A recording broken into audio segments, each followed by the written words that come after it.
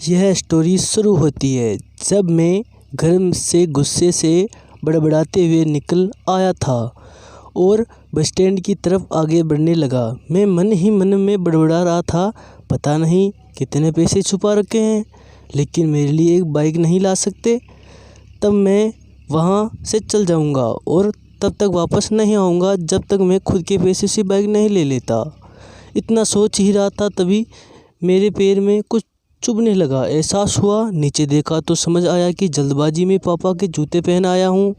उन जूतों में कील उभरी हुई थी जो मेरे पैर में बार बार घाव किए जा रही थी, लेकिन उस समय गुस्सा अधिक था तो मैं बड़बड़ाते हुए आगे बढ़ गया। एकाएक मुझे याद आया कि मैं पापा का पर्स भी साथ ले आया हूँ।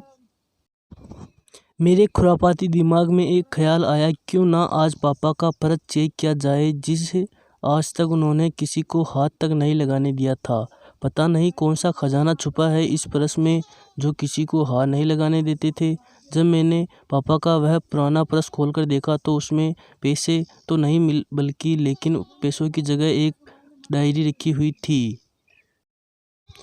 तब मैंने सोचा, ओहो, तो यह खजाना छुपा रखा है। मैं समझ रहा था कि यह पापा ने लिखा होगा कि किस से कितने पैसे लेने हैं और किस को कितने पैसे दिए हैं, लेकिन मैं गलत था। जब मैंने उस छोटी सी डायरी को पहला पेज खोलकर देखा तो वहाँ पर लिखा था, वह थोड़ा सीरियस कर देने वाला था।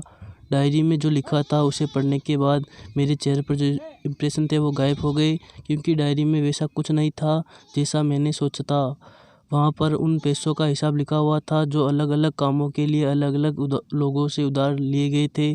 जो लिस्ट में कंप्यूटर के नाम पर भी पैसे लिए गए थे, क्योंकि लिखा हुआ था 50,000 बेटे के कंप्यूटर के लिए। वह कंप्यूटर था जिसे मैं आज तक यूज़ कर रहा हूँ, लेकिन मुझे यह पता नहीं था उस कंप्यूटर को खरीदने के लिए पैसे कहाँ से आए थे, लेकिन आज पता चल रहा था।